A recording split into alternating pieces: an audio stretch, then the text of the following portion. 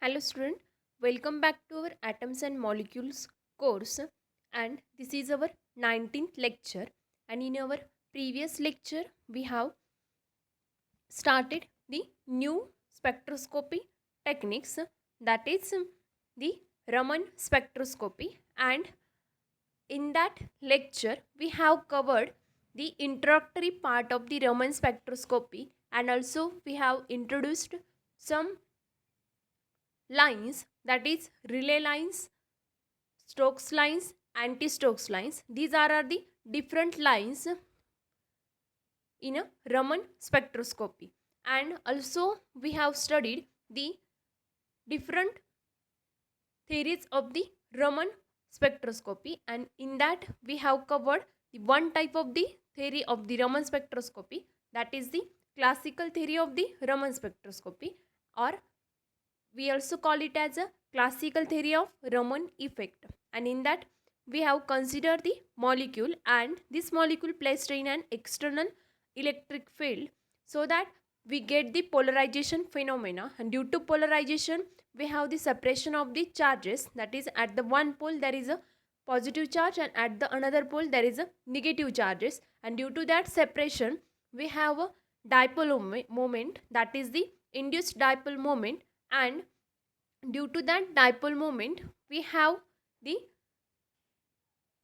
relationship between the induced dipole moment and applied external electric field, and this relation is given by the constant of proportionality, that is the molecular polarizability, and all those things we have studied in a classical theory of the Raman effect or Raman spectroscopy. And also we have studied about the vibrational frequency for the two body system, that is a we consider the two body problem, that is a mass m1 and mass m2, and this two body problem is converted into one body problem, and we have a vibrational frequency for that, or frequency of molecular vibration, and we know that the expression for that is v vibrational is equal to 1 upon 2 pi square root of k by m, where m is a reduced mass. So all those things we have covered in a classical theory of the Raman spectroscopy, and we get the three different lines, that is a relay line, Raman Stokes line, Raman anti-Stokes lines. So, and these lines are according to the frequency. So all those things we have covered in the classical theory of the Raman effect. Now in this lecture we have to start with the quantum theory of the Raman effect. So let's start with the quantum theory of the Raman effect. In the quantum picture, radiation has both particle and wave nature. We know that in quantum mechanics, if we consider radiation, then according to the wave particle duality, we know that the radiation has both particle as well as wave nature. In explaining Raman scattering, incident radiation of frequency V0 is considered as a stream of particles, that is a photons, undergoing collision with the molecules. That means if we consider the radiation, then radiation consists of the number of photons, and if we consider the frequency of the incident radiation, and which is the V0, and is considered as a stream of the particles, that is the it consists of the number of photons, and these photons undergoing the collision with the molecule of that particular sample. But there are again different possibility of the collision, that is we know that there are generally two types of the collision, that is a elastic collision and second one is the inelastic collision. So here we have to consider all those types of the collision. If the collision is perfectly elastic, there will not be any exchange of energy between the photons and molecules. That means if the collision between photons and the molecules is perfectly elastic, that means there is no exchange of energy between the photons and molecules, then this collision is perfectly elastic. However, there will be exchange of energy between the two if the collision is inelastic. That means in inelastic collision there is exchange of energy between the photons and molecules.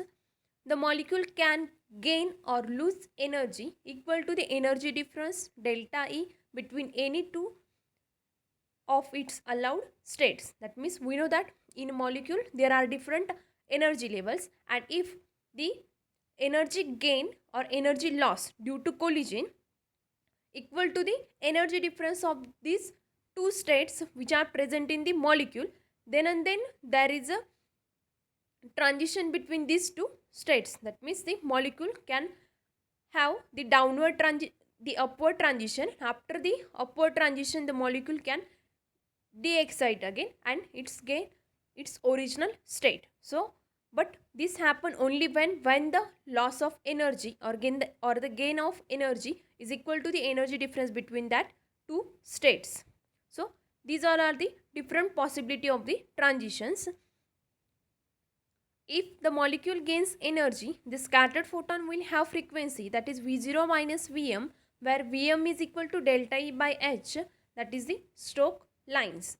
That means if molecule gains energy, that means if we incident the radiation on a matter, that means the photons interact with the matter. But after interaction, if we have the photons frequency, that is V0 minus Vm. Suppose we consider the initial frequency of the radiations or photons is a V0, but the scattered photon have a frequency that is V0 minus Vm, and which is less than the V0. So obviously this frequency is less than the incident frequency photon. So and where Vm is the delta E by H, where delta is the energy difference between the two states and H is the Planck constant. That means if the scattered photon have frequency which is less than the incident photon frequency, then this line is nothing but the Stokes lines.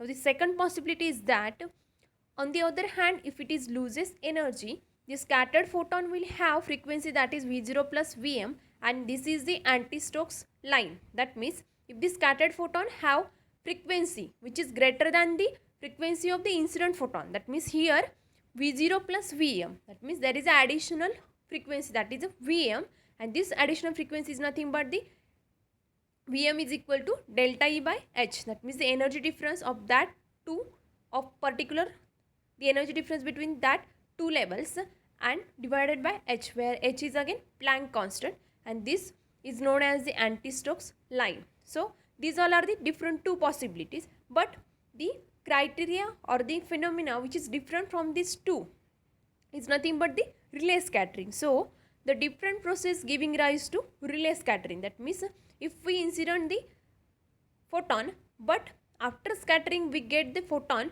with the same frequency, then this scattering is nothing but the relay scattering or relay line. So we have different lines in a Raman spectroscopy, that is relay lines, Stokes lines and anti-Stokes lines, and all those lines are illustrated in the figure, that means in this figure. So here we have relay scattering, that is elastic scattering, Stokes scatterings and anti-Stokes scattering. So we will discuss about it later. When a system interacts with the radiation of frequency V0, make an upward transition to a virtual state of the system. That means if we incident radiation of frequency V0 on a matter or on a sample, then these photons or these photons which are present in the radiation which interacts with the molecules, so due to interaction we have a upward transition in the molecules, and this upward transition from the particular energy levels to the virtual state. So this is the virtual state in the molecule. Suppose here we consider the virtual state, and this is not stationary state according to different molecules. So here we have a upward transition from the particular energy levels, that is suppose here we consider the energy level that is with energy E0, and the second energy level with energy E0 plus HVm. So these are the two different energy levels. So here we have the transition from one of these two energy levels towards the virtual state, and again there is a downward transitions. So here we get the transition, that is a upward transition. A virtual state is not one of the stationary states of the molecule. That means actually what is the virtual state, but here virtual state is the not a stationary states. It may vary molecule to molecules. It corresponds to a combined state of a molecule and a radiation. That means the virtual state is nothing but the the combination of the state of the molecule as well as the radiation. If one of them is absent, that is the state of due to radiation is absent or the state of the molecule is absent, then the virtual state cannot be found. Such a state will not be there when only one of them is alone is there. That means one of them is present, then the virtual state cannot be possible in that particular molecule. So both are necessary, that is the state of molecule as well as the state of radiation. Then we get the virtual state, and the virtual state is not a stationary states. Now this is the energy level diagram showing the relay scattering and the Raman lines in a Raman spectroscopy. So here along y-axis we have the energy, and here we consider the two different energy levels, that is the first energy level with energy E0 and the second energy level with energy E0 plus HVM.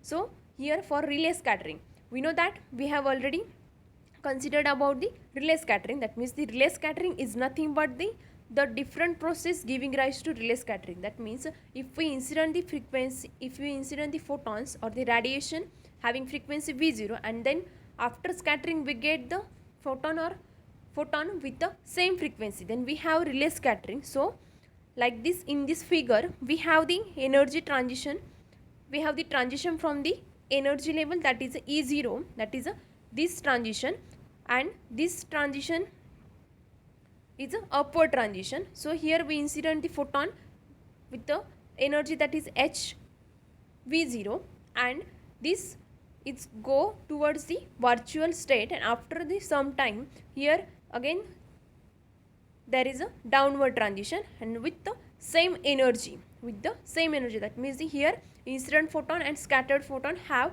the same frequency. So this is the relay scattering, and this is the elastic scattering. That means there is no exchange of energy or there is no change in a frequency. So here we get the elastic collision or relay scattering. Now here Stokes lines and anti-Stokes lines. In case of Stokes scattering, we have the photon with a frequency or with the energy HV0, and here there is a upward transition from the energy level E0 to the virtual state, and after that there is a downward transition. So this downward transition is not like in the relay scattering, but here we have the energy difference, that is HV0 minus HVM. That means the incident photon have more frequency or energy as compared to the scattered photon.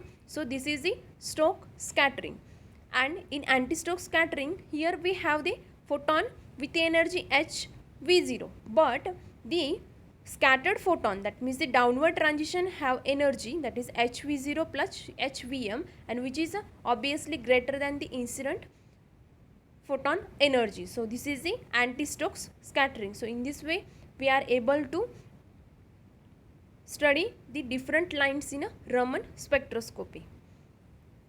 Now here is the intensity versus wavelength graph for the Stokes bands, relays and anti-Stokes bands. Now this is the intensity. Along y-axis there is a intensity, and along x-axis there is a wavelength, and wavelength is in the nanometer. So for the anti-Stokes lines or anti-Stokes bands, the intensity is less as compared to the Stokes bands at the lower wavelength. But if we increase the wavelength, the intensity is also goes on increasing for the Stokes bands, and this is the region of anti-Stokes bands, and this is the region of Stokes bands. Obviously from this graph we can conclude that the intensity of the Stokes bands are greater than the intensity of the anti-Stokes bands, and this is the region of the relay scattering. That means there is no change in the frequency of the incident photon and the scattered photon. So this is the representation of the graph of the intensity versus wavelength for the Raman spectroscopy.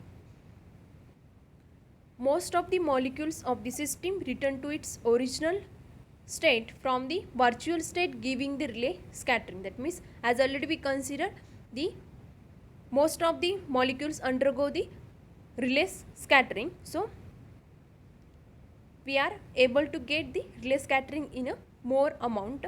However, a very small fraction very small fraction returns to states of the higher and lower energies, giving rise to Stokes and anti-Stokes lines respectively. That means if the photon having energy higher than the incident photon, the scattered photon having energy higher than the incident photon, that is the Stokes lines, and if the energy having lower than the incident photon, then the lines are the anti-Stokes lines. So in this way, as already we mentioned in the graph, we get the Stokes and anti-Stokes lines.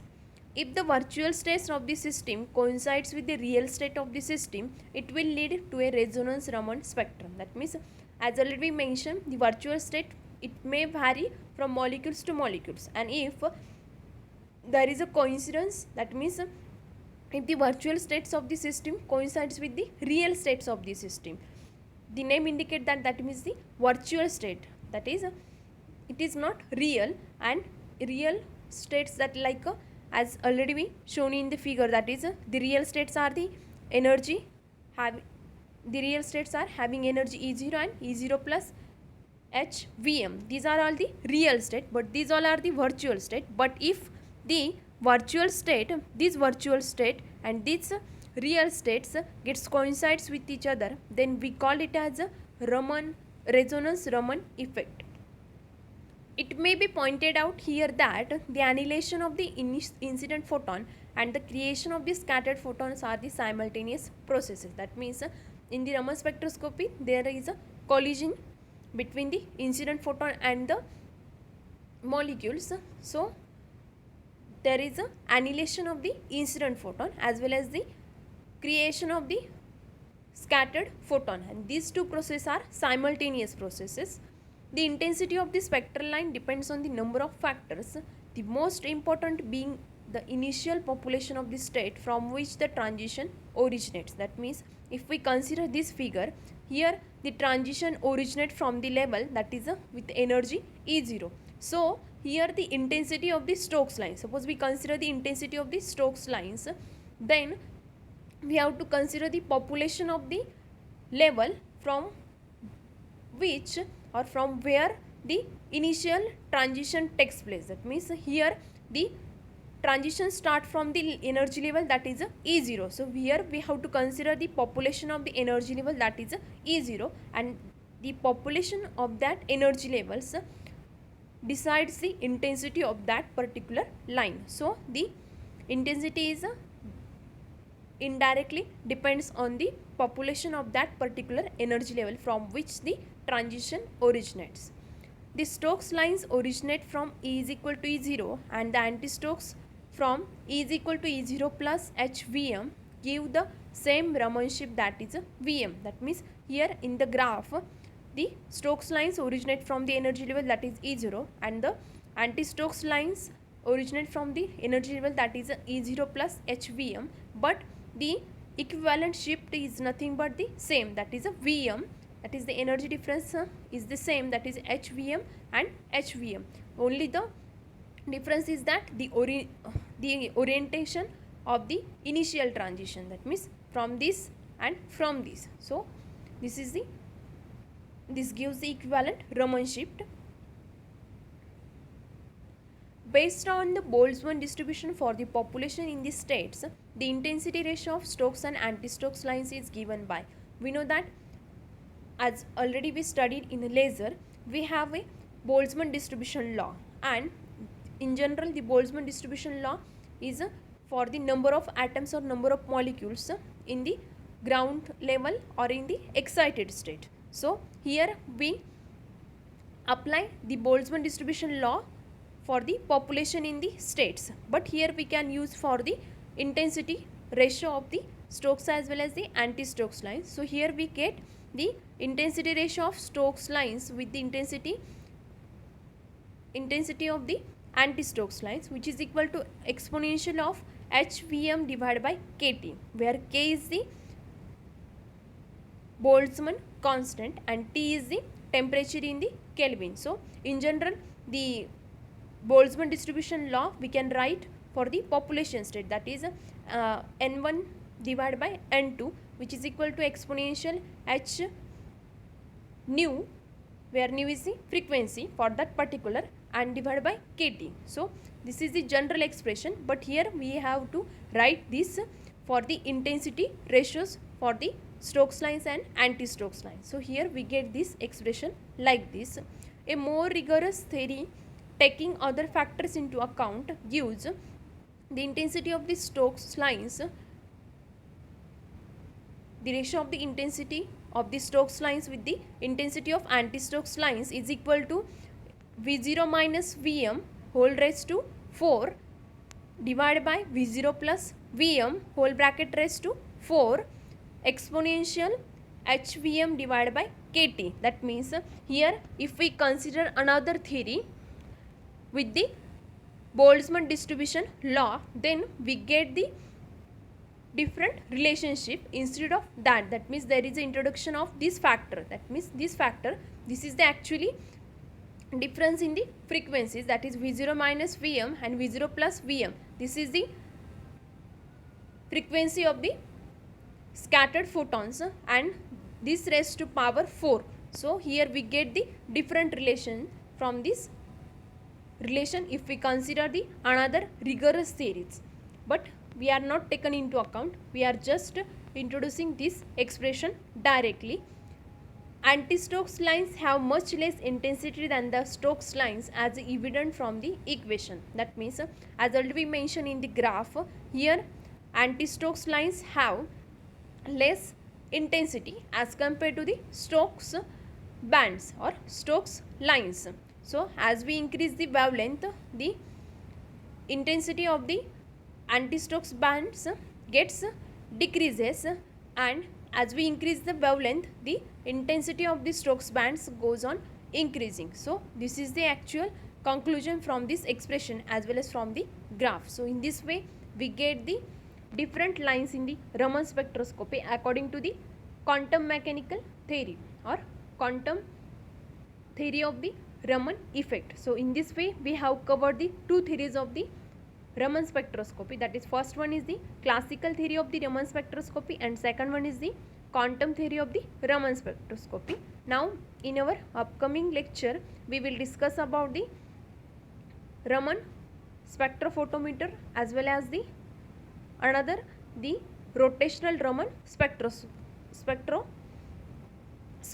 So we will continue with the rotational Raman spectroscopy in our next lecture.